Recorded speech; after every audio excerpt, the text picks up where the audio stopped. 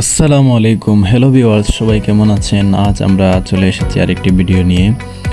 আর সেই ভিডিওটা হচ্ছে আজকে মেট্রো রেল ভ্রমণের অভিজ্ঞতা। আজকে আপনাদেরকে জানাবো আমরা কিভাবে মেট্রো রেল চড়লাম।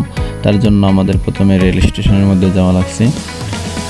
আমরা গেলাম দিয়াবাড়ি রেলওয়ে স্টেশনের মধ্যে গেলাম।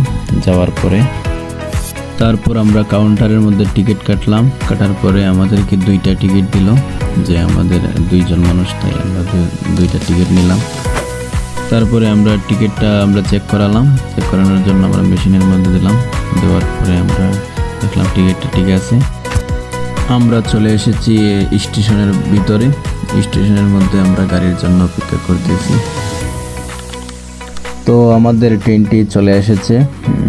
আমরা সবাই ট্রেনের জন্য অপেক্ষা করেছিলাম এতক্ষণ। তো ট্রেনটি চলে এসেছে। আমরা এখন ট্রেনের মধ্যে ওঠার জন্য আমাদের দরজার সামনে এসে গাড়ি দাঁড়ালো। তারপরে দরজা খুললাম, আমরা ভিতরে গিয়ে তাড়াতাড়ি বসে পড়লাম। তো ট্রেনটি ঢাকা বিশ্ববিদ্যালয়ের উদ্দেশ্যে ছেড়ে দিয়েছে। আমরা বাহির সাইডটা ভিডিও করলাম।